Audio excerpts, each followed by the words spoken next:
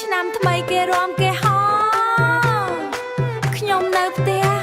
អង្គុយអង្រួនកូនណាមអើ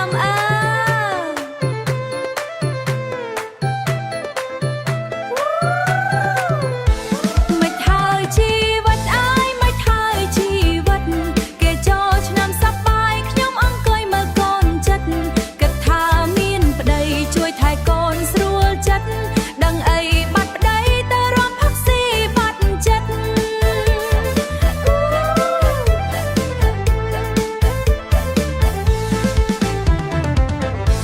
កូនខ្ចីបានមួយខែខ្ញុំនៅតែភ័យថ្ងៃចូលឆ្នាំមកដល់មើលគេរំសើចសបាយបាយខ្ញុំអង្គុយលើគ្រែអង្រួនកូនបនបន្តិចប្តីប្រាប់ថាទៅតែបន្តិចស្រត់តបាត់មួយយប់សំលៀកបំពាក់ថ្មីទឹកអប់ក្លិនក្រអូបក៏ដាក់នៅលើធ្នើឲ្យស្ងាក់សូម្បីតែចង់រំបេះដូងក៏ចង់ញាក់តែដៃកាន់កូនតូចមិនអាចដាក់ចោលបានឡើយមិនហើយជីវិតអើយមិនហើយជីវិតគេចូលឆ្នាំសប្បាយខ្ញុំមើលកូនចិត្តប្តីអើយប្តីទៅណាមិនគិតទុកប្រពន្ធកូនចោលឲ្យនៅផ្ទះម្នាក់ឯងគិតថាផ្ញើកូនចិត្តខាងបន្តិចទៅលេងមួយផ្លេតឲ្យចិត្តបានសប្បាយបន្តិចដឹងអីអ្នកចិត្តខាងក៏ស្លៀកពាក់រួចគេទៅរំចូលឆ្នាំបាត់ទៅផ្ទះស្ងាត់ជ្រុល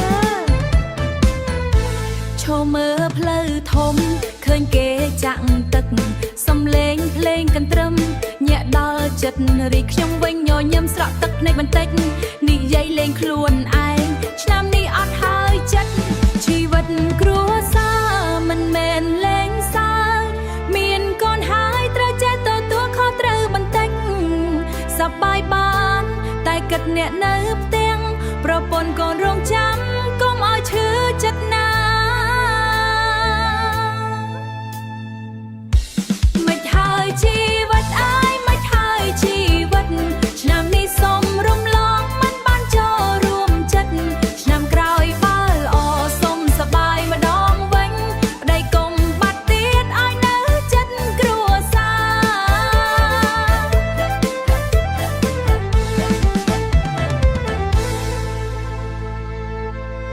ចូលឆ្នាំនេះអង្គុយអង្រួនកូនសើចបន្តិចទោះបីបេះដូងឯកោបន្តិចជីវិតម្ដាយថ្មីទោះលំបាកបន្តិច